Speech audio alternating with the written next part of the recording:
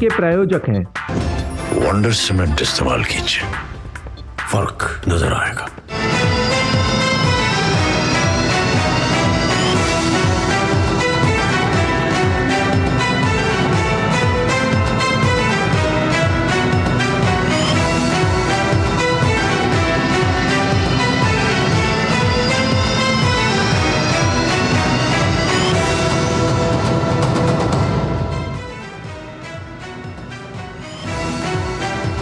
नमस्कार, बहुत बहुत स्वागत आप सबका। आप देख रहे हैं न्यूज़ नाइट, आपके साथ मैं हूं ममता चोपड़ा। हमारे साथ, आपके साथ आम जीवन में बहुत बार ऐसा कुछ होता होगा जब आपको लगता होगा कि काश इस कानून में कुछ ऐसा प्रावधान होता, काश इसमें कुछ ऐसा बदलाव किया जाता। और ये सवाल जब उठाए जाते हैं तो अपेक्षा की जाती है अपने जनप्रतिनिधियों से कि जब संसद के पटल पर कानूनों पर चर्चा हो रही हो तो वे उसमें भागीदारी करें और जनता के विषय, जनता के विचारों के आधार पर अपनी चर्चा में उन विमर्श को भी प्रस्तुत करें ताकि एक ठोस मजबूत कानून देश को मिल सके। लेकिन इस बार जो संसद का शीतकालीन सत्र समाप्त हुआ और उसके बाद जब आकलन हुआ कि क्या कुछ किया गया इस शीतकालीन सत्र में, तो बहुत से सवाल उठे विपक्ष की ओर। क्या रहे कारण, क्या कहना है विपक्ष का, क्यों नहीं उसने चर्चा में लिया भाग? तमाम इन सवालों के जवाब जानने की प्रयास करेंगे आज के इस न्यूज़ नाइट में। लेकिन आइए शुरुआत करते हैं हेडलाइंस के साथ। राजधानी दिल्ली में भाजपा की अहम बैठक, प्रधानमंत्री नरेंद्र मोदी समेत भाजपा के कई वरिष्ठ नेता बैठक में हुए शामिल। आगामी लोकसभा चुनाव के लिए पार्टी की रणनीति पर मंथन।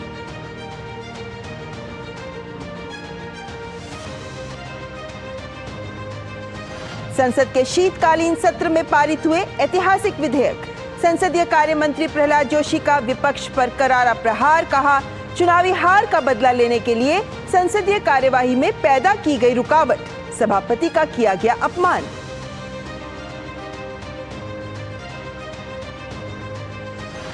केंद्रीय गृह मंत्री अमित शाह ने कुरुक्षेत्र में गीता महोत्सव में लिया हिस्सा, कहा वर्तमान हालात में संसार के अंधकारपूर्ण वातावरण को गीता के ज्ञान से किया जा सकता है रोशन।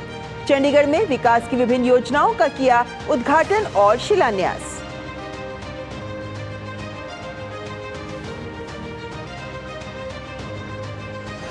छत्तीसगढ़ में 9 मंत्रियों ने ली शपथ। लक्ष्मी राजवाड़े और टंकराम वर्मा जैसे नए चेहरों के साथ बृज मोहन अग्रवाल, केदार कश्यप और राम विचार जैसे अनुभवी नेता भी मुख्यमंत्री विष्णुदेव साय की कैबिनेट में शामिल।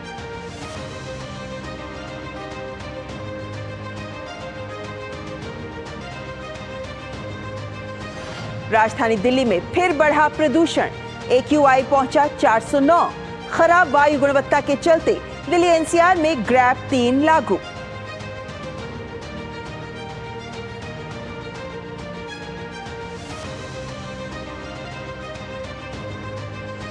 फ्रांस के राष्ट्रपति इमैनुअल मैक्रों इस साल गणतंत्र दिवस पर होंगे मुख्य अतिथि।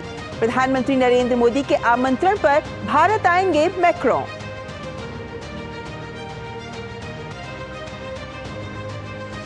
चेन्नई में होने वाले खेलो इंडिया यूथ गेम्स के लोगो, जर्सी, शुभंकर, मशाल और थीम सॉन्ग को खेल मंत्री अनुराग ठाकुर ने किया लॉन्च। 19 से 31 जनवरी तक होंगे टूर्नामेंट्स।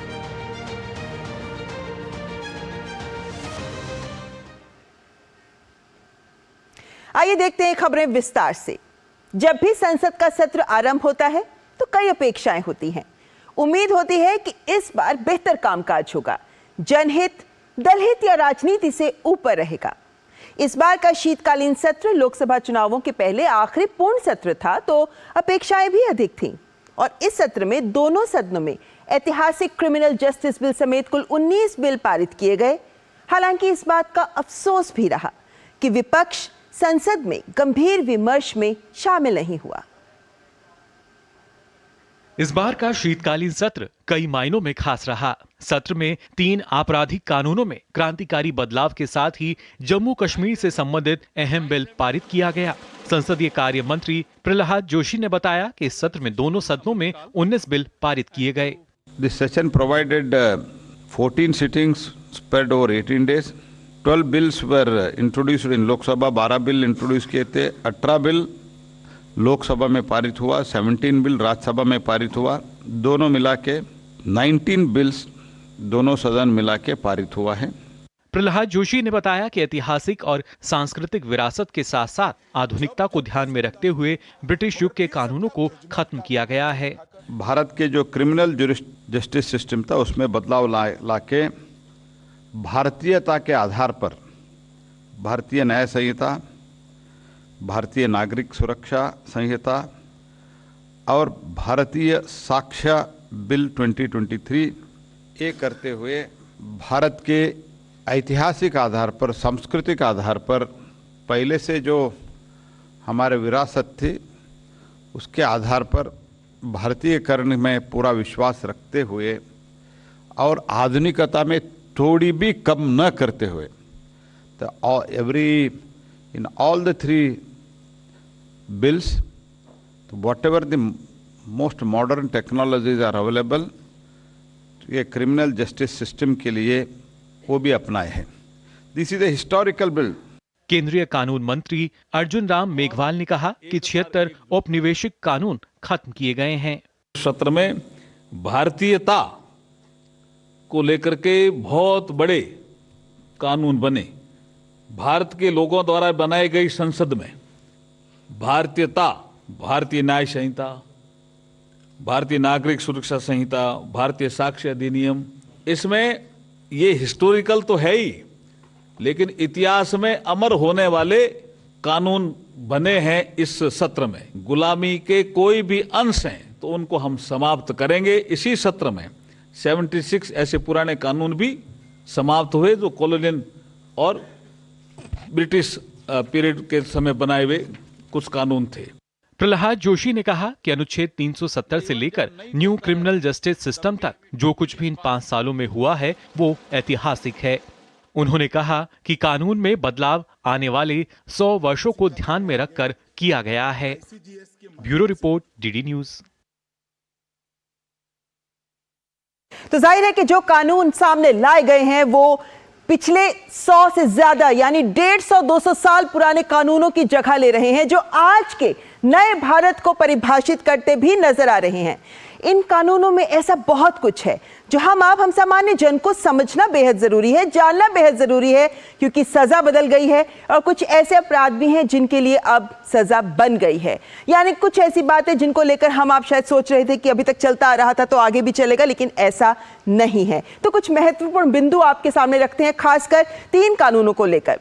भारतीय न्याय संहिता की अगर हम बात करते हैं तो राजद्रोह की जगह देशद्रोह शब्द का इस्तेमाल होता है। और अब देखें तो पहले राजद्रोह में सजा 3 साल से लेकर उम्र कैद की होती थी, लेकिन अब जब हम देशद्रोह की बात करते हैं तो यहां 7 साल से लेकर उम्र कैद तक की तो सजा भी बढ़ाई गई है।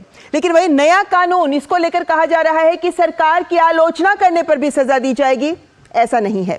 सरकार की आलोचना करने पर, किसी व्यक्ति विशेष की आलोचना करने पर यह कानून दंडित कतई नहीं करेगा, क्योंकि हमें बोलने की आजादी है। लेकिन देश के खिलाफ कोई नहीं बोल सकता, क्योंकि जो देश के खिलाफ बोलेगा उसे सजा जरूर मिलेगी। यह कानून मात्र इसी बिंदु पर फोकस करता है। शादी के नाम पर धोखाधड़ी, ये एक ऐसा अपराध है जिसको लेकर अब ठोस कानून बन गया है।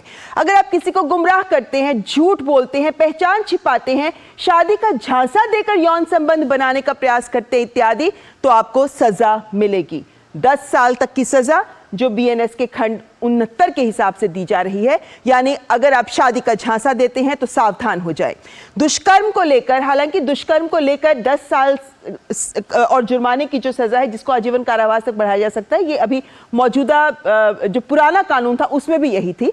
लेकिन आगे अगर हम बढ़ते हैं और हम पाते हैं कि दुष्कर्म से आगे अगर हम नाबालिग से गैंगरेप की सजा को देखें तो इसको और सख्त किया गया है। अभी तक 20 साल से लेकर उम्र कैद तक की सजा, लेकिन अब मौत की सजा तक का प्रावधान है, तो सजा को और कड़ा किया गया है। दुष्कर्म के दोषियों की बात, अगर हम 16 साल से कम उम्र के बच्चियों के साथ अगर दुष्कर्म किया जाता है तो वहां भी आप देखें तो 20 साल तक, लेकिन 12 साल से कम उम्र के लिए 20 साल से लेकर मौत तक की सजा देने का प्रावधान है।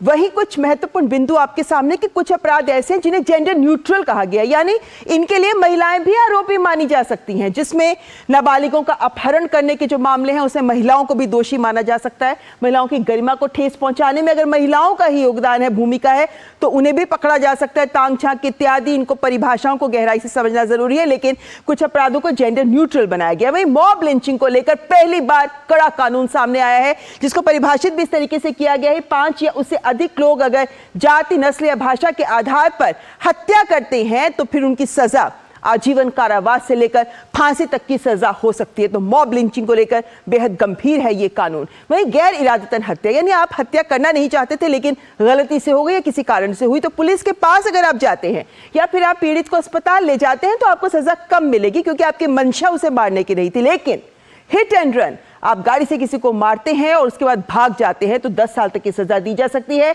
और ऐसे में अगर आप अस्पताल लेकर जाते हैं पीड़ित को तो सजा कम हो सकती है। तो ये तमाम बातें सामने, लेकिन इंसाफ की पहल की बात करें, 0 FIR देश में कहीं भी दर्ज की जा सकती है।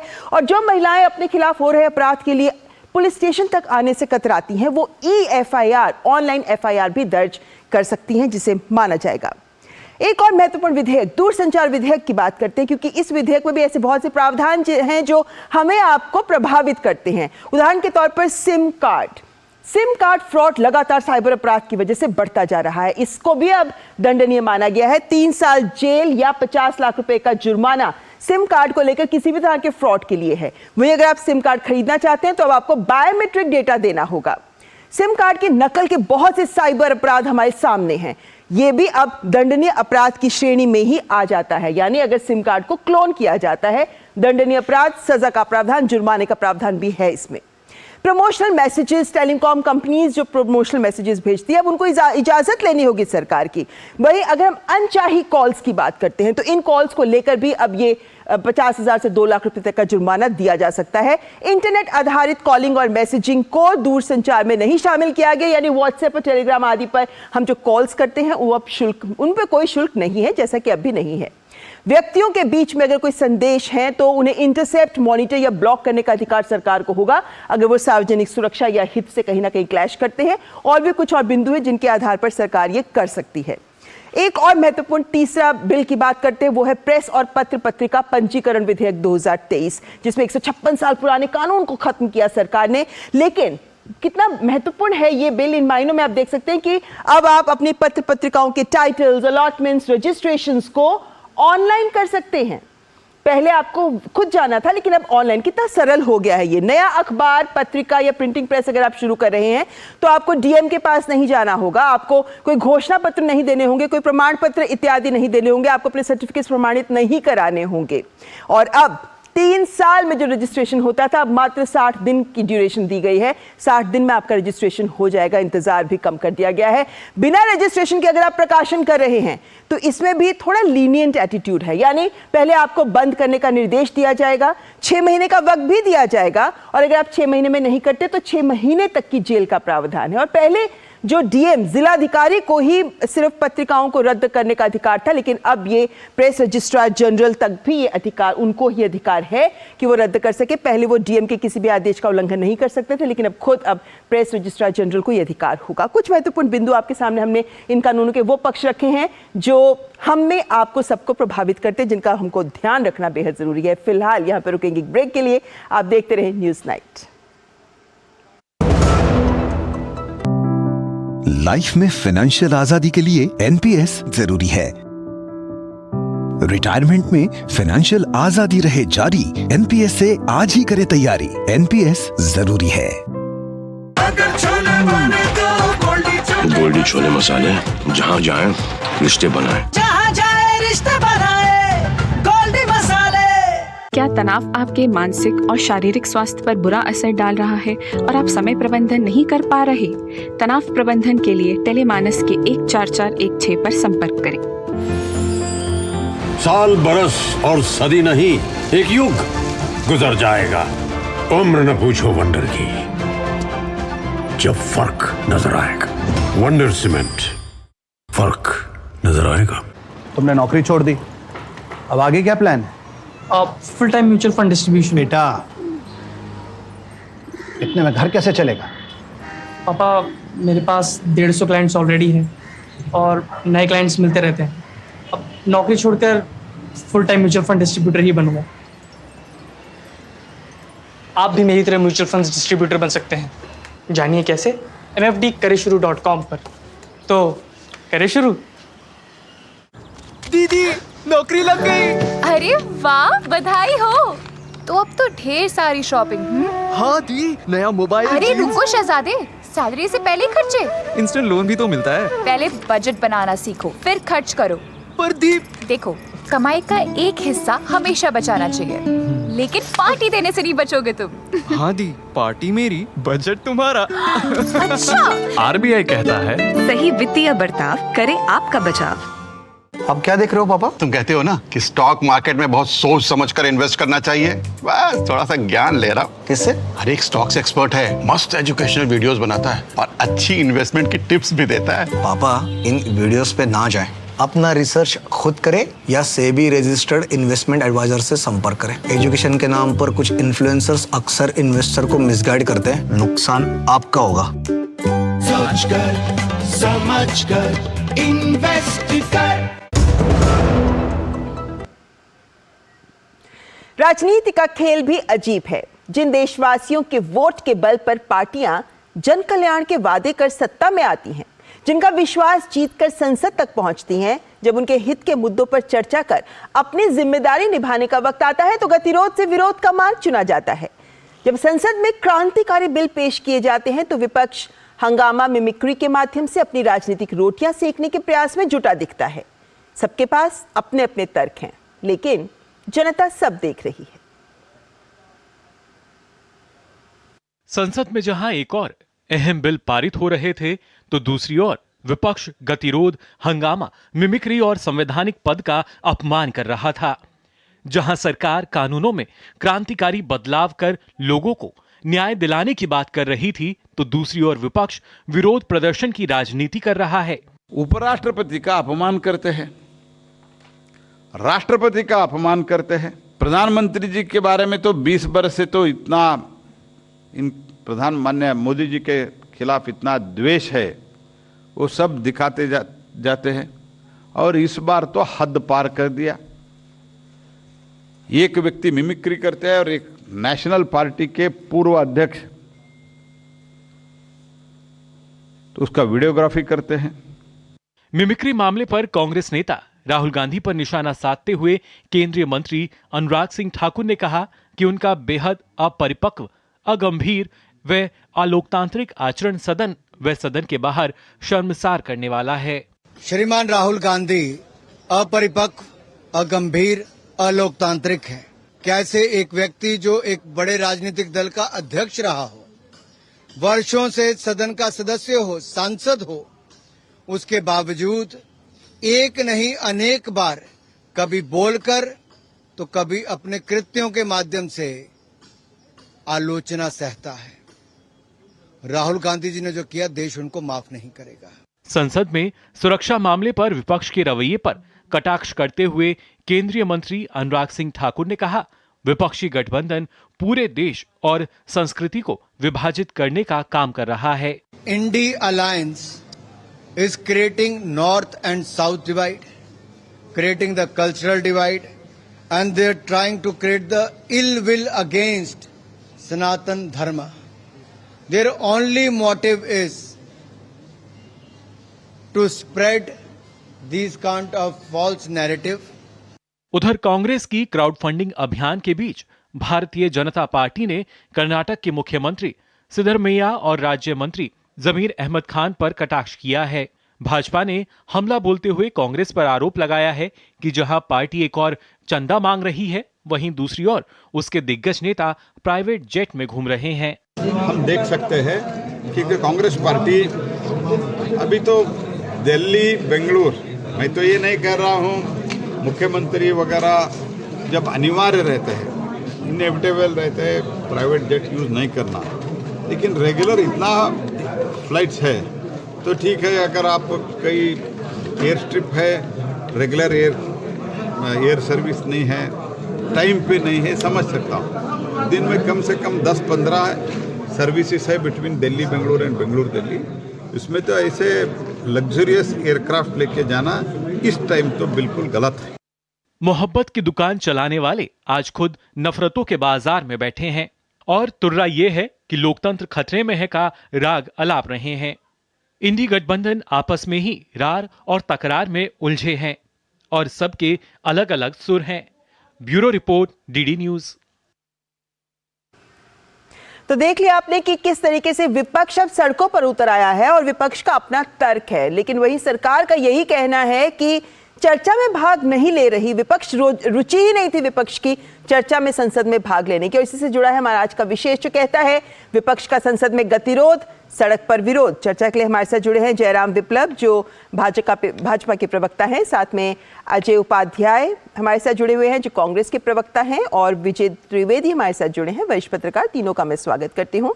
और अजय उपाध्याय, देखें तो अजय जी, अगर हम विपक्ष की ओर सवाल उठाएं तो जैसा मैंने पहले भी कहा कि विपक्ष का अपना तर्क है, लेकिन आज प्रहलाद जोशी ने एक बात को स्पष्ट किया, क्योंकि पर्दे के पीछे जो होता है वो आम जनता नहीं जानती है, लेकिन ये बात कही गई कि जो भी, और ये पहले भी कहा जाता रहा है कि जब सर्वदलीय बैठक होती है, जब गतिरोध होता है, तो सरकार की ओर से एक प्रयास तो किया जाता है बातचीत के जरिए, और जो बैठकें होती है उनके माध्यम से कुछ बिंदुओं पर सहमति बनती है। लेकिन जब विपक्ष सदन में पहुंचता है, संसद के पटल पर सदन में पहुंचता है, तो वहां पर उनका रुख बदल जाता है। ऐसा क्यों? क्योंकि ये कहा गया है उनके द्वारा कि इस बात को लेकर सहमति बनी कि प्लेकार्ड्स लेकर कोई नहीं आएगा, लेकिन उसके बावजूद विपक्ष ने ये किया। पहली बात, मुझे घोर आपत्ति है डीडी न्यूज जिस तरह से पूरी रिपोर्ट विपक्ष के विरुद्ध में बना करके आज एक तरह से प्रोपेगेंडा चलाने का प्रयास कर रहा है। लेकिन हम तो वही दिखा रहे हैं जो हुआ है। अब मैंने 5 सेकंड भी नहीं बोला मैडम। नहीं, आपने चूंकि सवाल उठाया है, डीडी न्यूज पर सवाल उठाया है, आप उत्तर देंगी ना जब मैं बोलूं। चलिए ठीक, अब अपनी बात रखें। या तो आप चाहती हैं कि मैं ना बोलूं उसी तरह जैसे सदन में हम लोगों को नहीं बोलने दिया गया। नहीं, आप अपनी बात रखिए। मैं अपनी बात रखता हूं, फिर आप अपनी बात रखेंगे, ज्यादा अच्छा लगेगा। और डीडी न्यूज के दर्शक इतने तो समझदार मैं जानता हूं, देश के दर्शक हैं। देखिए, शुरू के दिनों में मैडम आपने देखा होगा, आपके दर्शक भी देख रहे थे, लगातार जो है पक्ष और विपक्ष पार्लियामेंट में डिस्कशन में भागीदार था, और हम पूरे साथी हमारे जो साथ में थे। दिक्कत कहां हुई? आप सबने देखा, सिक्योरिटी ब्रीच हुई, कैसे 2-3 जो है युवक आए और किस तरह उनकी एंट्री हो और किस तरह वो स्प्रेड हुआ, कैसे धुआं पूरा संसद का परिसर अंदर।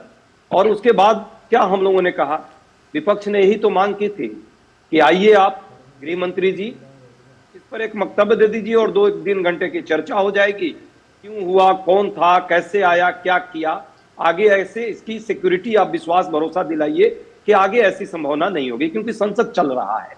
संसद नहीं चल रहा होता तो जरूर पार्लियामेंट के बाहर जो है सरकार जो है अपना जवाब देती, मीडिया के माध्यम से देती। संसद चलता है तो एक परिपाटी है, परंपरा है। नहीं मानी सरकार, अंततः जो है ये अवरोध वहीं से शुरू हुआ।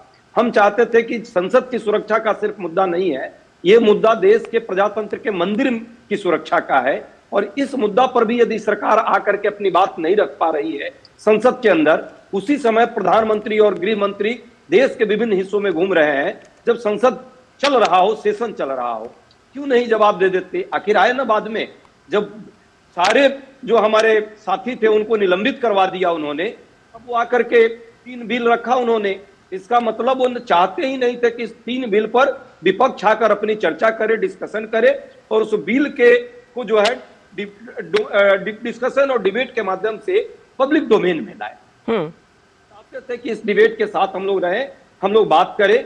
लेकिन जब परिस्थिति ऐसी आई, जब हमारे सारे सांसदों को, 146 सांसदों को आपने बाहर कर दिया, तो जो परिस्थिति बनी पूरा देश देखा। मिमिक्री की बात आई है, आपने ठीक कहा, आपका रिपोर्ट भी दिखा रहा है। ये देखिए ना किसकी मिमिक्री है, मैं सिर्फ 12 सेकंड का मिमिक्री दिखा रहा हूं। 12 सेकंड।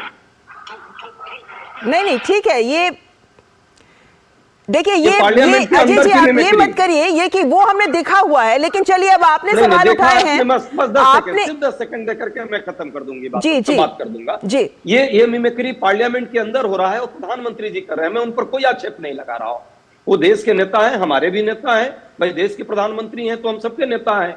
उन्होंने किन परिस्थितियों में मिमिक्री की थी उन पर कभी कोई मीडिया आज तक प्रश्न किया। लेकिन जो मिमिक्री के बाद कल्याण बनर्जी की बात हो रही है, वो सदन पे किन परिस्थितियों में उनको हटाया गया और हटाने के बाद यदि वैसी कोई परिस्थिति आई, उसको मुद्दा बना करके जो है आपने जो है पूरे संसद को जो है चाहा कि पूरे लोग बाहर चले जाएं और एक डिस्कशन नहीं हो। ये दुर्भाग्यपूर्ण है। सरकार चाहती नहीं और सरकार कंट्रोल कर डॉक्टर उपाध्याय, आपने सीधा आक्षेप लगाया है भारतीय जनता पार्टी पर, सत्ता पक्ष पर मुझे कहना चाहिए, केंद्र सरकार पर। जयराम जी, आप अपना पक्ष रखिए, क्योंकि ये बात भी समझी जा रही है कि कहीं ना कहीं सदन को चलाने की जिम्मेदारी तो सत्ता पक्ष की भी है। तो क्या सत्ता पक्ष ने बीच का रास्ता मार्ग निकालने का प्रयास किया? और इन्होंने जो आरोप लगाए उनका भी जवाब चाहेंगे आपसे। देखिए, सबसे पहले आपके दर्शकों को बता दें कि आज की तारीख में, आज अभी जब हम डिस्कशन कर रहे हैं, तो लोकसभा हो या राज्यसभा, उसके भीतर एक भी सदस्य निलंबित नहीं है। नंबर एक, वो सत्र भर के लिए निलंबित किए गए थे। इन लोगों का काम है ऐसा माहौल बनाना, एजेंडा इनका यही है कि कुछ ऐसे प्रोपेगेंडा के माध्यम से एक नैरेटिव खड़ा किया जाए। लेकिन ये बहुत पुरानी बात है जो कांग्रेस के ऊपर चिपकी हुई है। मोदी जी की सरकार और मोदी जी के ऊपर तानाशाही, अलोकतांत्रिक, हिटलर, इस प्रकार की बातें चिपक नहीं सकती, क्योंकि लोग जानते हैं कि मोदी जी का लोकतंत्र में कितना अगाध विश्वास है और लोकतांत्रिक तरीके से एक साधारण परिवार में जन्मे हुए नरेंद्र मोदी आज प्रधानमंत्री पद तक पहुंचे। लेकिन जयराम जी, ये जो आक्षेप विपक्ष की ओर से, और अभी हमारे यहाँ कांग्रेस के प्रवक्ता जो बात कर रहे हैं कि इतने सारे हमारे सांसदों को निलंबित कर दिया गया, यानी हमारे को आपने पहले ही सदन से बाहर कर दिया, तो हम चर्चा में कैसे भाग ले सकते थे? सबका मैं क्रमशः उत्तर दूंगा। इस हद तक पहुंचे कैसे? क्योंकि आज प्रहलाद जोशी ने यह भी बात स्पष्ट की कि पहले ही जब 13 सांसदों को जब निलंबित किया गया, तभी उन्हें बुलाया गया, विपक्ष को भी बुलाया गया स्पीकर के पास, और उन एमपीज को भी बुलाया गया चर्चा के लिए, लेकिन वो नहीं आए। तो इस सवाल का जवाब देश भी जानना चाहता है।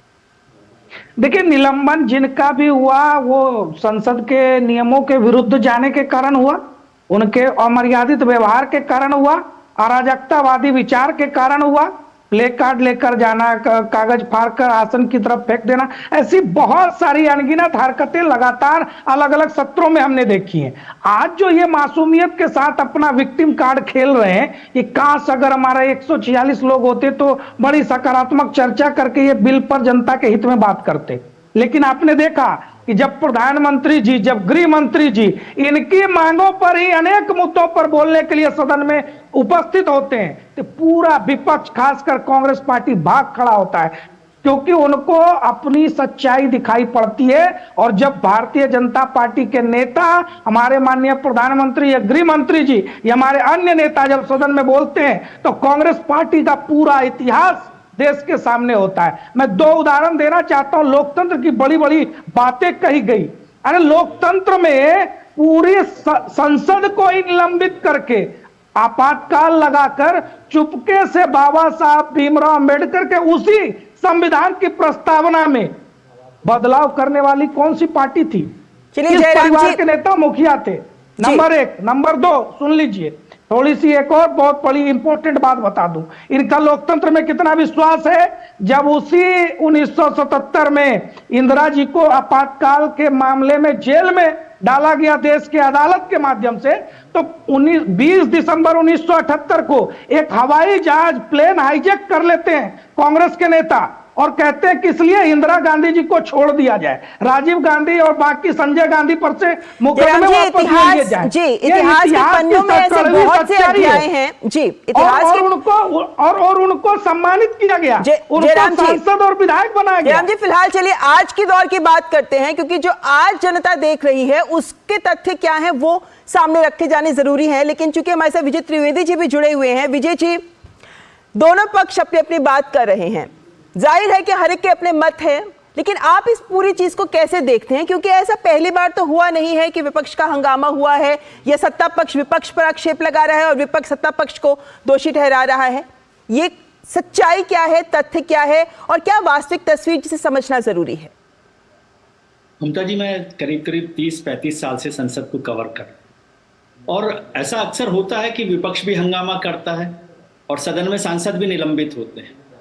यदि 2004 से 2014 तक 13 तक की बात की जाए तो उस समय 50 सांसद निलंबित हुए। उससे पहले ये जिक्र आया कि 1989 में जब राजीव गांधी जी थे तब एक साथ एक ही दिन में 63 सांसद निलंबित किए गए और अभी एक दिन में 78 सांसद निलंबित किए गए। मुद्दा ये है कि बात बार बार होती है कि नियमों के तहत चलना चाहिए। पहली बात तो यह है कि ये कहा जाता है कि सरकार की जिम्मेदारी है, प्राथमिक जिम्मेदारी सदन को चलाना, लेकिन ये सामूहिक जिम्मेदारी भी है कि विपक्ष की भी जिम्मेदारी है और सरकार की भी जिम्मेदारी है कि सदन को कैसे चलाया जाए। और इसी के लिए बिजनेस एडवाइजरी कमेटी, इसी के लिए चेयरमैन, स्पीकर लगातार बातचीत करते हैं। सदन की कार्रवाई शुरू होती है, सत्र जब शुरू होता है तो उससे पहले भी जो सर्वदलीय बैठक है वो की जाती है ताकि सदन की कार्रवाई ठीक से चले। लेकिन हम अक्सर देखते हैं कि वो बैठकें तो हो जाती है और वो बैठक बहुत अच्छी होती है जिसमें सभी लोग मिलकर कहते हैं कि हम सदन को चलाना चाहते हैं, चर्चा करना चाहते हैं। प्रधानमंत्री जी अक्सर शुरुआत जब करते हैं तो कहते हैं कि हम सत्ता पक्ष जो है हर चर्चा के लिए तैयार है, विपक्ष भी हमेशा सहयोग के लिए तैयार होता है। लेकिन जैसे जैसे सदन बढ़ता है तो ये होता जाता है। ये गंभीर मसला है कि इतनी बड़ी संख्या में सांसदों का निलंबन हुआ, लेकिन क्यों हुआ उसको भी देखना पड़ेगा कि क्या क्या हुआ। जो रूल्स रेगुलेशंस आप जानते हैं, पार्लियामेंट की रूल बुक है जिसे प्रोसीजर बुक कहते हैं हम, रूल एंड प्रोसीजर बुक, उसके तहत कार्रवाई होती है और वो किसी सरकार की वो नहीं है रूल बुक, वो सदन की है और उसमें सभी लोगों की राय उसमें शामिल होती है, उसके बाद ये कार्रवाई होती है। जी। पिछले दिनों में आपने देखा हो कि सदन में लगातार चर्चाएं कम होती जा रही, विपक्ष की तरफ से भी सरकार की तरफ से भी, और बिल जो है बिना चर्चा के पास हो रहे हैं। ये गंभीर मसला है। अब यदि मैं सरकार की बात की छोड़ दे, विपक्ष की बात मान लूं, तो क्या विपक्ष सरकार के ट्रैप में आ रहा है कि वो विपक्ष जो है उस सदन से बाहर हो रहा है और चर्चा में हिस्सा नहीं ले रहा? ये तो सरकार का ही फायदा होगा ना। अभी जो कल जो बिल पास हुआ, जो तीनों क्रिमिनल लॉ बिल, वो बहुत महत्वपूर्ण है हिंदुस्तान के आगे के 50 सालों के लिए। वो महत्वपूर्ण बिल है। विपक्ष को समझना चाहिए था कि इस बिल में उनकी भूमिका होती तो वो सुधार होता। हो सकता है वो कल सरकार में हो तो उस पर कैसे चर्चा हो। वैसे ये सवाल विजय जी, मैं भी ये सवाल जरूर चाहूंगी कि डॉक्टर उपाध्याय एक मौका लेकर इस बात को जरूर रखें। ठीक है, आप सत्ता पक्ष पर आप दोष लगा रहे हैं कि उन्होंने हमारी मांग नहीं मानी, इसलिए हम भी अपनी मांग पे अड़े रहे। लेकिन जिस तरह के ऐतिहासिक, एक लाइन छोटी सी जोड़ देता हूँ विपक्ष कि जब पिछले सदन में अविश्वास प्रस्ताव सरकार की तरफ लाया गया था, सरकार विपक्ष की तरफ से, उस पर बहस हुई और प्रधानमंत्री जब चर्चा कर रहे हैं तब विपक्ष ने वॉकआउट कर दिया। उनके पास मौका था उनको सुनने का और उसके खिलाफ वोट करने का। आप ही के अविश्वास प्रस्ताव पर आप वोट नहीं कर रहे, ये किस तरह की संसदीय परंपरा है। और तब भी चर्चा में हमने यही कहा था कि क्या एक मौका गवाया विपक्ष ने। डॉक्टर उपाध्याय संक्षेप में, लेकिन आपसे जरूर जानना चाहेंगे हम कि क्या कहीं आपको, ठीक है आप अपनी मांग पे अड़े रहे, लेकिन क्या कहीं विपक्ष को इस बात का एहसास होता है कि जो ऐतिहासिक बिल आ रहे थे कहीं ना कहीं उस पर अपनी चर्चा करने का, गंभीर तर्क रखने के मौके से भी आप लोग चूक गए? ममता जी, बड़ा अच्छा प्रश्न है और विजय जी का बड़ा सम्मान करते हुए मैं बात रखना चाहूंगा कि ये विपक्ष की अपनी कोई मांग नहीं थी। ये देश के मंदिर, संसद जो है लोकतंत्र का मंदिर है, उस मंदिर पर हमला करने का प्रयास है, चाहे जो कारण उसके पीछे रहे। और हमारी मांग सिर्फ यही थी कि गृह मंत्री या प्रधानमंत्री, कोई भी, हम तो गृह मंत्री जी के से आशा करते थे कि वो आएंगे, एक वक्तव्य देंगे और उस पर संक्षिप्त 2-3 घंटे की चर्चा हो जाएगी कि आखिर ऐसी परिस्थिति क्यों बनी। और सरकार चाहती तो बहुत आसानी से हो सकता था। ये किसी व्यक्ति का मामला नहीं, किसी पक्ष और विपक्ष का मामला नहीं था, आपकी बात मान ली, संसद का मामला था। और इस कारण से हम लोगों ने डिमांड की थी। उससे पहले हम शांतिपूर्ण ढंग से सारी चर्चाओं में भाग ले रहे थे। लेकिन आपका उस दिन जिस वक्त निलंबन हुआ, उस दिन की बात बताएं तो 2 बजे विपक्ष सदन में आया, 40 मिनट तक आप शांति से बैठे रहे, अचानक आप लोग खड़े हो गए और आप लोगों ने हंगामा शुरू कर दिया इत्यादि। सारी तस्वीरें हमारे सामने हैं।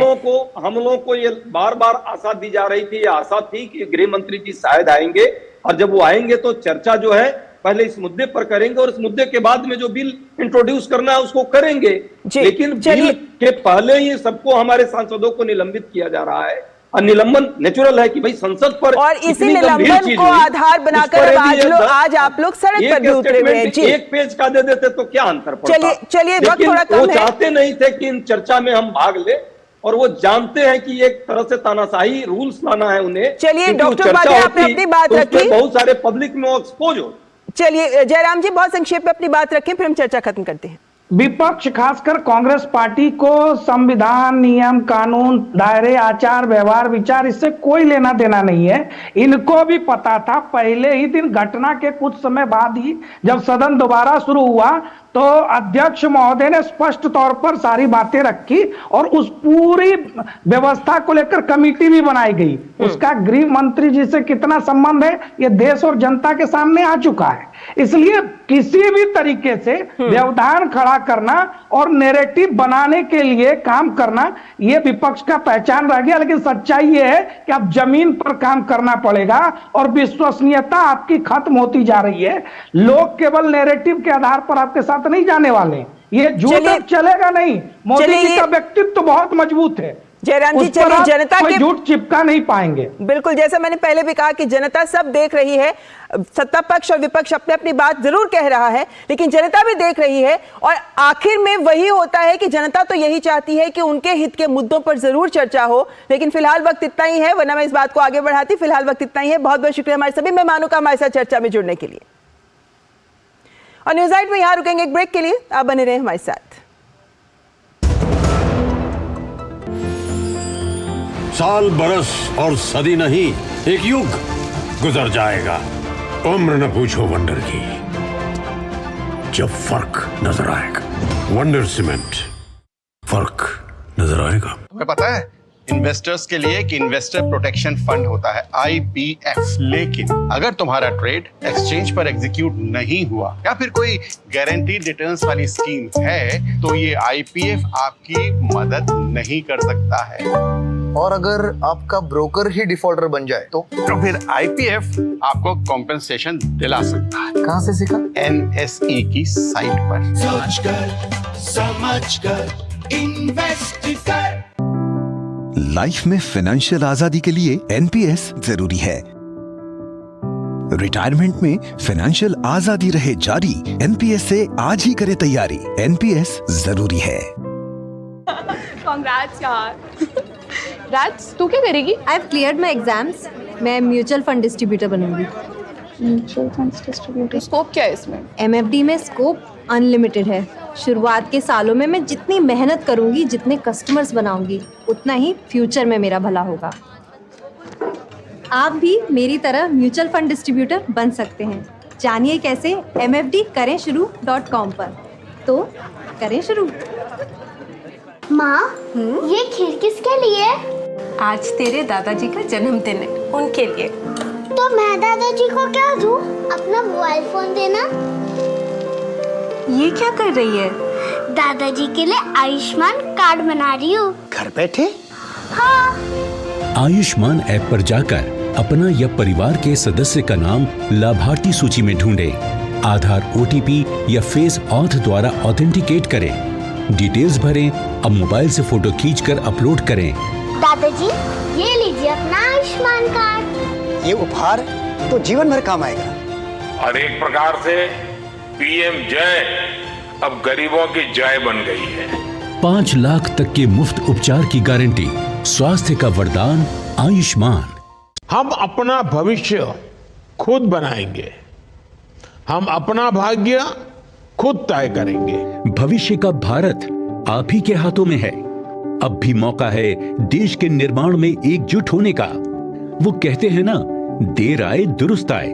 करदाता कृपया ध्यान दें, यदि आपने अब तक निर्धारण वर्ष 2023-24 की अपनी टैक्स रिटर्न फाइल नहीं की है तो लेट फीस के साथ 31 दिसंबर 2023 तक आप अपनी टैक्स रिटर्न फाइल कर सकते हैं। और यदि आपने निर्धारण वर्ष 2023-24 की अपनी टैक्स रिटर्न ड्यू डेट से पहले फाइल की थी तो आप अपनी रिवाइज्ड रिटर्न बिना लेट फीस के 31 दिसंबर 2023 तक फाइल कर सकते हैं। याद रखें, निर्धारण वर्ष 2023-24 की टैक्स रिटर्न भरने की अंतिम तिथि है 31 दिसंबर 2023। प्रत्येक आय करदाता एक राष्ट्र निर्माता। और ब्रेक के बाद खबर छत्तीसगढ़ से, जहां मुख्यमंत्री विष्णुदेव साय के नेतृत्व वाले मंत्रिमंडल में 9 मंत्रियों को शामिल किया गया, जिससे मंत्रिमंडल की संख्या 12 हो गई है। राज्यपाल विश्वभूषण हरिचंदन ने रायपुर राजभवन में आयोजित एक समारोह में एक महिला विधायक सहित 9 विधायकों को मंत्री पद की शपथ दिलाई। छत्तीसगढ़ में शुक्रवार को राज्यपाल विश्वभूषण हरिचंदन ने 9 मंत्रियों को शपथ दिलाई। ब्रजमोहन अग्रवाल, केदार कश्यप, लखनलाल देवांगन, ओपी चौधरी, श्याम बिहारी जायसवाल, लक्ष्मी राजवाड़े, रामविचार नेताम, दयालदास बाघेल, टांकराम वर्मा को शपथ दिलाई गई। सरगुजा संभाग से सबसे ज्यादा मंत्री बने हैं, जिसमें सीएम खुद शामिल हैं। इस संभाग से रामविचार नेताम, श्याम बिहारी जायसवाल और लक्ष्मी राजवाड़े शामिल हैं। इस बार सरगुजा संभाग से सभी 14 सीटें भाजपा के खाते में गई हैं। छत्तीसगढ़ के उप मुख्यमंत्री अरुण साव का कहना है कि छत्तीसगढ़ सरकार मोदी की गारंटी पर काम करेगी। एक बेहद संतुलित मंत्री परिषद हमारी सरकार की बनी है।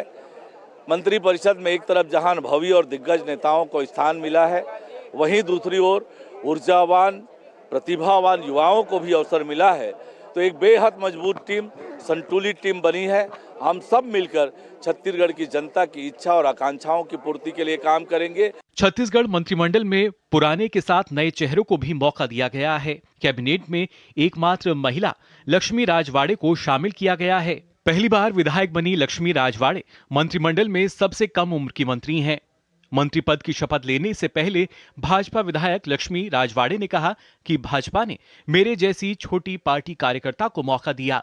मुझे खुशी है कि मैं सिर्फ भटगांव विधानसभा क्षेत्र का ही नहीं बल्कि पूरे राज्य का प्रतिनिधित्व करूंगी। भारतीय जनता पार्टी ने मुझे से छोटे कार्यकर्ता को, जमीनी स्तर के कार्यकर्ता को आज मंत्री लेवल का पद शपथ ग्रहण करने जा रही हूं, तो बहुत ही अच्छा महसूस हो रहा है। मुझे भटगांव विधानसभा का ही नहीं पूरे छत्तीसगढ़ का नेतृत्व करने का अवसर प्राप्त किया है। तो मैं संगठन को बहुत बहुत धन्यवाद दूंगी कि छोटे कार्यकर्ता को उन्होंने मौका दिया।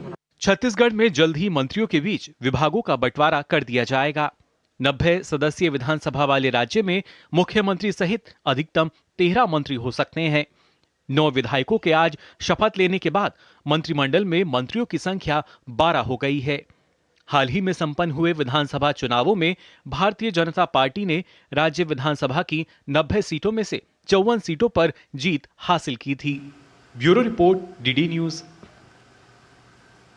तमिलनाडु के दक्षिणी जिलों में आफत की बारिश के कारण आई बाढ़ ने काफी कहर मचाया है। लोगों की मदद के लिए सेना और भारतीय तटरक्षक ने मोर्चा संभाल लिया है और लोगों तक मदद पहुंचाने में जुट गए हैं। बाढ़ से राहत के लिए केंद्र सरकार के प्रयासों पर केंद्रीय वित्त मंत्री निर्मला सीतारमण ने एक प्रेस वार्ता की। तमिलनाडु में भारी बारिश ने भयंकर तबाही मचाई है। कई जिलों में तो बाढ़ जैसे हालात पैदा हो गए हैं। इस महीने की शुरुआत में आए चक्रवाती तूफान मिचोंग की वजह से तमिलनाडु के तटीय इलाकों में भारी नुकसान हुआ था। अभी इस कष्ट से लोग बाहर भी निकल नहीं पाए हैं कि इसी बीच भारी बारिश ने सामान्य जनजीवन को अस्त व्यस्त कर दिया है। लोगों की मदद के लिए सेना और भारतीय तटरक्षकों ने मोर्चा संभाला हुआ है और लोगों तक मदद पहुंचाने में जुटे हुए हैं। भारतीय वायुसेना ने भी बाढ़ पीड़ितों की मदद में बढ़ चढ़कर हिस्सा लिया है। राहत और बचाव कार्यों के लिए भारतीय वायुसेना के 9 हेलीकॉप्टर तैनात किए गए हैं। बाढ़ ग्रस्त इलाकों में राहत सामग्री पहुंचाने में भारतीय वायुसेना के हेलीकॉप्टरों की अहम भूमिका रही है। बाढ़ से राहत के लिए केंद्र सरकार के प्रयासों पर केंद्रीय वित्त मंत्री निर्मला सीतारमण ने कहा कि अब तक 42,290 लोगों को बाढ़ प्रभावित इलाकों से सुरक्षित निकाल लिया गया है। निर्मला सीतारमण ने बताया कि श्री वैकुंडम रेलवे स्टेशन पर फंसे 800 यात्रियों को भी सुरक्षित बचाया गया। मिचोंग चक्रवात के बाद तमिलनाडु के 4 जिलों तिरुनेलवेली, तूतुकुड़ी, कन्याकुमारी और तेनकाशी में अत्यधिक बारिश हुई, जिससे इन इलाकों में बाढ़ जैसी स्थिति पैदा हो गई थी। हालांकि अब कई इलाकों में स्थिति में सुधार हुआ है। थुत्तुकोडी में बाढ़ का सामना करने के बाद तिरुचेंदूर मुरुगन मंदिर अपनी सामान्य स्थिति में लौटा। केंद्र सरकार तमिलनाडु के लोगों की लगातार मदद कर रही है। इस वित्तीय वर्ष में केंद्र सरकार ने राज्य को 2 किस्तों में 900 करोड़ रुपए जारी किए हैं। Bureau report, DD news. और आगे बढ़ने से पहले वक्त एक ब्रेक का। देखते रहें news night. Ashutosh Verma, mutual funds distributor. अरे सर जी, म्यूचुअल फंड वाले खुद ही कहते रहते हैं डायरेक्ट इन्वेस्टमेंट कर लो। सारे डायरेक्ट इन्वेस्टमेंट करेंगे तो आपका कौन पूछेगा? हम यहाँ क्यों बैठे, गड्डी सीखने के लिए? सर जी, म्यूचुअल फंड्स का भी सेम फंडा है। शुरुआत में किसी ना किसी को तो म्यूचुअल फंड्स की सारी जानकारी देनी होगी ना। मैंने भी शुरुआत करनी। आप भी मेरे तरह म्यूचुअल फंड्स डिस्ट्रीब्यूटर बन सकते हैं। जानिए कैसे MFD करें शुरू.com पर। तो करें शुरू। लाइफ में फाइनेंशियल आजादी के लिए एनपीएस जरूरी है। रिटायरमेंट में फाइनेंशियल आजादी रहे जारी, एनपीएस से आज ही करे तैयारी। एनपीएस जरूरी है। साल बरस और सदी नहीं, एक युग गुजर जाएगा। उम्र न पूछो वंडर की, जब फर्क नजर आएगा। वंडर सीमेंट, फर्क नजर आएगा। गोल्डी छोले मसाले, जहाँ जाए रिश्ते बनाए, जहाँ जाए रिश्ते बनाए, गोल्डी मसाले। लेट हो गया आज तो। अरे बेटा नाश्ता तो करते जाओ। मम्मा फिर से वही बोरिंग नाश्ता। अच्छा मम्मा तुम्हारा ही घास फूस वाला नाश्ता मुझे नहीं करना है। वैसे भी ऑफिस के बाहर क्या मस्त पकौड़े वाला है। अब से मेरा नाश्ता वही होगा।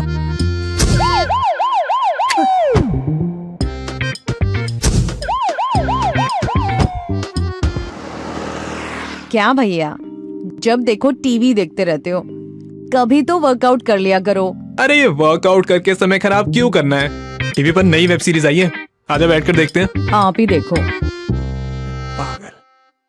कब तक इस सायरन को अनसुना करते रहेंगे। भागदौड़ भरी जिंदगी, बिगड़ती हुई जीवन शैली और अनुचित खान पान देता है कैंसर से लेकर हृदय रोग, डायबिटीज, ब्लड प्रेशर, अनिद्रा जैसी कई गैर संक्रामक बीमारियों को निमंत्रण। आज ही शराब और धूम्रपान से नाता तोड़िए। एक लंबी और स्वस्थ जिंदगी के लिए शारीरिक गतिविधियों को अपनाइए। मौसमी फल और सब्जी खाइए। सेहत से खिलवाड़ की नहीं कोई माफी, बाकी समझदार को है इशारा काफी। अब क्या देख रहे हो पापा? तुम कहते हो ना कि स्टॉक मार्केट में बहुत सोच समझकर इन्वेस्ट करना चाहिए, बस थोड़ा सा ज्ञान ले रहा हूँ। किससे? हर एक स्टॉक्स एक्सपर्ट है, मस्त एजुकेशनल वीडियोस बनाता है और अच्छी इन्वेस्टमेंट की टिप्स भी देता है। पापा इन वीडियोस पे ना जाएं, अपना रिसर्च खुद करें या सेबी रजिस्टर्ड इन्वेस्टमेंट एडवाइजर से संपर्क करें। एजुकेशन के नाम पर कुछ इन्फ्लुएंसर्स अक्सर इन्वेस्टर को मिसगाइड करते हैं, नुकसान आपका होगा। समझ कर इन्वेस्ट कर।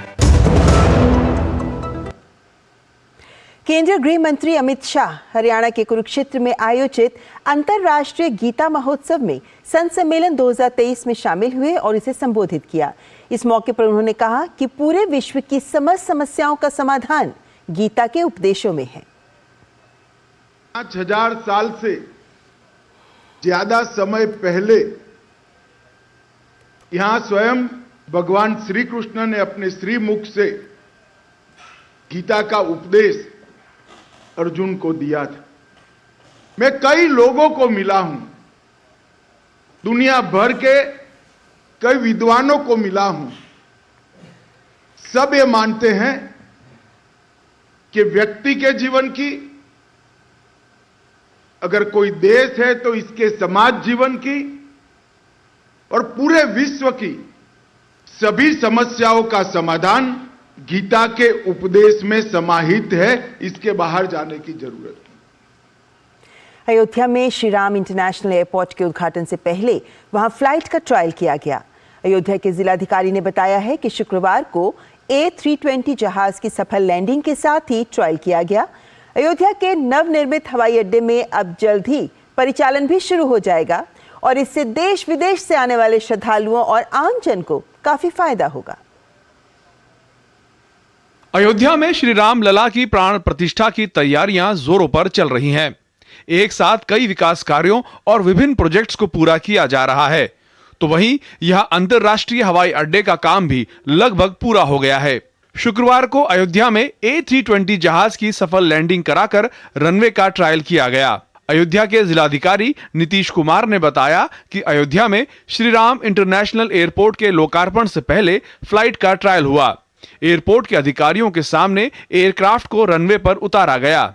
सिविल एविएशन के अधिकारी एयरक्राफ्ट से अयोध्या एयरपोर्ट पहुंचे थे। 30 दिसंबर को प्रधानमंत्री नरेंद्र मोदी एयरपोर्ट का उद्घाटन करेंगे। काफ़ी सक्सेसफुल रहा है और सुरक्षित और काफ़ी बेहतर रहा है और इसको ओके किया गया है। और जैसा कि आपको ज्ञात है कि डीजीसी की परमिशन मिल चुकी है और एयरपोर्ट पूरी तरह सुरक्षित है और सुरक्षा के सभी मानकों के अनुसार है और ये ट्रायल से प्रूव भी हो चुका है और हम लोग आगे की 30 तारीख की तैयारी कर रहे हैं और उसके पहले का पूर्व ट्रायल था और काफ़ी बेहतर रहा है। सिविल एविएशन मंत्रालय के वरिष्ठ अधिकारियों ने श्री राम इंटरनेशनल एयरपोर्ट पर फ्लाइट के ट्रायल रन के साथ साथ व्यवस्थाओं की भी जांच की। फ्लाइट में मौजूद सिविल एविएशन के अधिकारियों और विशेषज्ञों ने लैंडिंग के दौरान की स्थिति की समीक्षा की। देखा गया कि नवनिर्मित एयरपोर्ट के रनवे पर विमान की स्मूथ लैंडिंग हो पा रही है या नहीं। सभी प्रकार की स्थितियों की समीक्षा की गई। इसके अलावा हवाई अड्डे की सुरक्षा व्यवस्था को भी चाक चौबंद करने की बात की गई। Bureau report, DD news. तो सबको इंतजार है जब 22 जनवरी को भगवान रामलला की अयोध्या में प्राण प्रतिष्ठा होगी। निर्माणाधीन राम मंदिर के पूर्ण होने में अभी समय लगेगा, लेकिन राम भक्तों में राम मंदिर का मॉडल बेहद लोकप्रिय हो रहा है। राम मंदिर के मॉडल को हर राम भक्त के हाथ तक पहुंचाने के लिए एक कारखाना भी लगाया गया है। पेश है ये रिपोर्ट। अयोध्या में भगवान श्री राम का भव्य मंदिर बनेगा, इस बात को लेकर के सुप्रीम कोर्ट ने जब अपना फैसला दिया तो अयोध्या में विचार भी बदले और व्यवसाय भी बदले। फौज से रिटायर होकर के आदित्य आए थे। इनके मन में भगवान राम के प्रति अयोध्यावासी होने के नाते वही श्रद्धा थी और उसी श्रद्धा के साथ ये हर राम भक्त के हाथ में भव्य और नव्य राम मंदिर तक को पहुंचाना चाहते थे। इसी चाहत के साथ एक कारखाना बनाया और उस कारखाने में भले ही राम मंदिर अभी 3 साल में पूर्ण होगा, लेकिन उसका रूप कैसा होगा वो आज ही हर राम भक्त को ये दिखाना चाहते हैं। जो लोग दर्शन करने या जो लोग नहीं आ सकते हैं तो कम से कम वो मॉडल्स को देख के ये चीज़ समझ लें, ये देख के उनको लगे कि हमारा जो राम मंदिर का मॉडल देखने के बाद उनको लगे कि इस तरह से हमारा मंदिर बनाया गया होगा।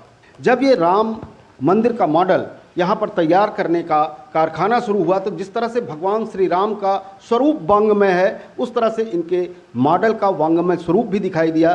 कारण स्पष्ट है कि जिस लकड़ी से ये मॉडल तैयार किया जा रहा है, इस लकड़ी को न्यूजीलैंड से मंगाया जाता है। भगवान श्री राम का मंदिर जब अयोध्या में बनकर पूर्ण होगा तो निश्चित रूप से पूरी दुनिया में आलोकित होगा और हर घर में भगवान श्री राम की प्रतिकृति पहुँचे, उनकी मर्यादा पहुँचे, उनके आदर्श पहुँचे। निश्चित रूप से अयोध्या यही चाहती है और यहाँ इस मॉडल में जिस तरह से राम मंदिर के निर्माण हो रहे मंदिर का रूप दिया जा रहा है, निश्चित रूप से राम भक्त अयोध्या से सब यहाँ से ले जाना चाहते हैं। राजेंद्र सोनी और विवेक के साथ आशुतोष शुक्ला, डीडी न्यूज़, अयोध्या। और अब बात करते हैं काशी तमिल संगमम की।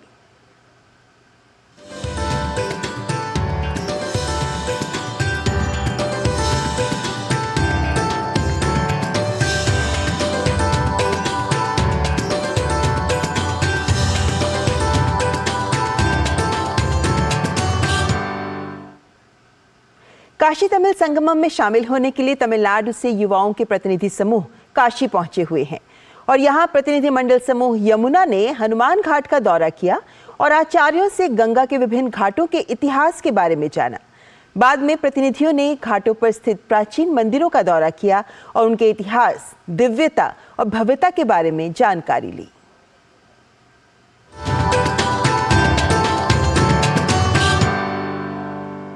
बनारस की एक पहचान है जब कहते हैं सुबह बनारस, कारण माँ गंगा का तट और ये घाट। सुबह सुबह लोग काशी में गंगा स्नान करते हैं और ऐसा ही चल रहा है कुछ काशी तमिल संगमम में भी, क्योंकि जो समूह आ रहा है वो दूसरे दिन ये हनुमान घाट है। हनुमान घाट प्रसिद्ध है, यहाँ पर तमिलनाडु से आए लोग आकर स्नान कर रहे हैं। स्नान करने के बाद हनुमान घाट में जो तमिल परिवार रहते हैं, मठ भी है, एक कांची कोटेश्वर का मंदिर भी है, सुब्रमण्यम भारती जी का आवास है। यहाँ से जाने के बाद सुब्रमण्यम भारती जी जिस आवास में रहते थे वहाँ पे लोग जा रहे हैं। भारती जी की प्रतिमा, उनके आवास में स्थित जो चीज़ें लगी हुई हैं उनको देख रहे हैं। फिर कांची मठ जाते हैं जो काफ़ी महत्वपूर्ण है तमिलनाडु के लोगों के लिए। और हनुमान घाट पर सुब्रमण्यम भारती जी के जो आवास है वहाँ पर जाने के बाद ये लोग सुब्रमण्यम भारती जी की जो बातें हैं उनसे तो सीख ही रहे हैं, उनके परिवार के जो यहाँ पे लोग रहते हैं उनसे भी मुलाकात कर रहे हैं। तमिल परिवार चूँकि काफ़ी संख्या में है यहाँ पर, उनसे भी मुलाकात हो जाती है इन सड़कों पर उनकी इस यात्रा के दौरान।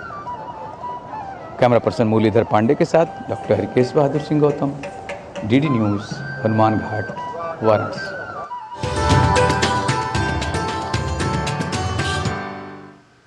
और अब खेलों की बात करें तो तमिलनाडु की राजधानी चेन्नई में छठे खेलो इंडिया यूथ गेम्स के लोगो शुभंकर जर्सी को लॉन्च किया गया। खेलो इंडिया यूथ गेम्स का छठा संस्करण 19 से 31 जनवरी के बीच तमिलनाडु में आयोजित होगा। इन खेलों में 5000 से अधिक एथलीट्स हिस्सा लेंगे और उनके बीच की प्रतिस्पर्धा इन खेलों के रोमांच की एक अलग ही तस्वीर को सामने रखेगी।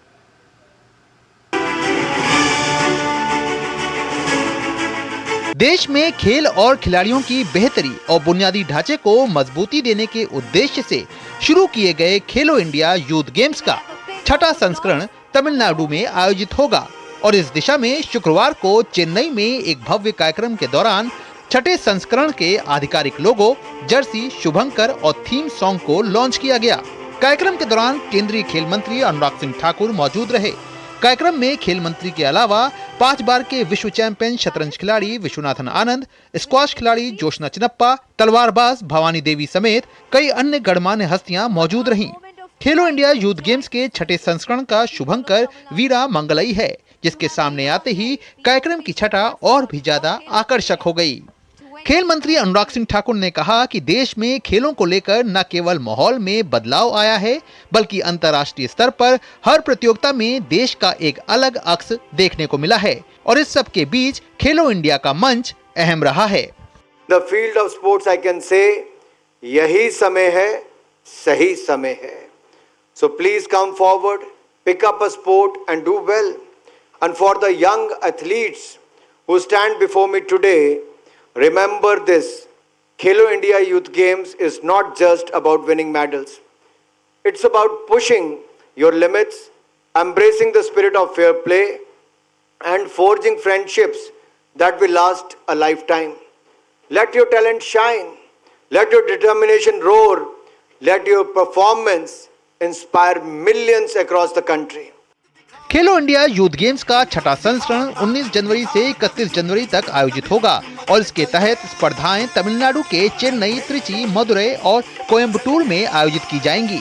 इस बार इन खेलों में पहली बार स्क्वॉश के खेल को जोड़ा गया है, जबकि सिंबलम का खेल डेमो के रूप में सामने होगा। वैसे इन खेलों में हरियाणा और महाराष्ट्र का दबदबा देखने को मिलता रहा है।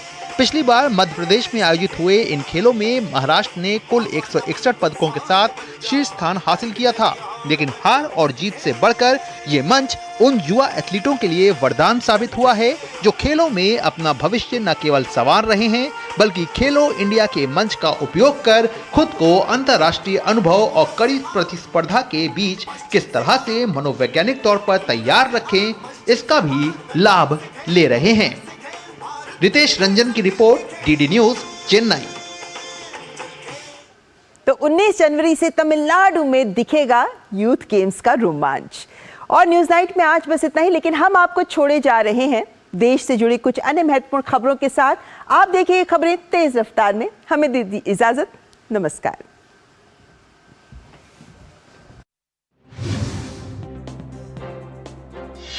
वायुसेना प्रमुख air chief marshal V R Chaudhari ने नई दिल्ली में 20वें सुब्रतो मुखर्जी सेमिनार को संबोधित किया। वायुसेना प्रमुख ने कहा कि अंतर्राष्ट्रीय मंचों पर भारत अहम भूमिका निभाता है।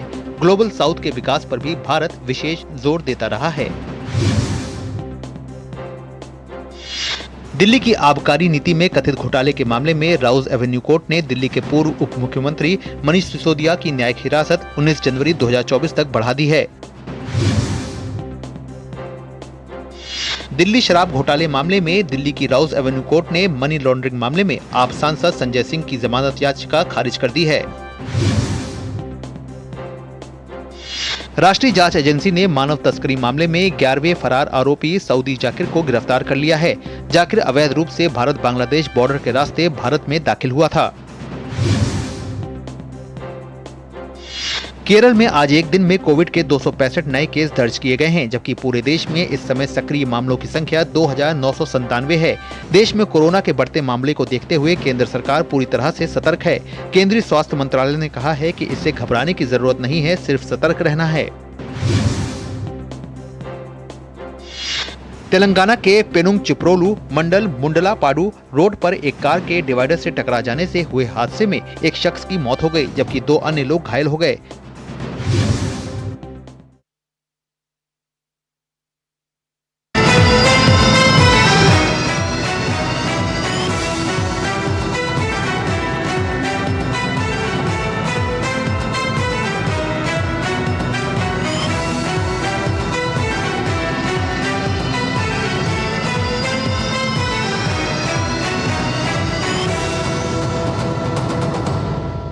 न्यूज नाइट के प्रायोजक थे वंडर सीमेंट इस्तेमाल कीजिए, फर्क नजर आएगा।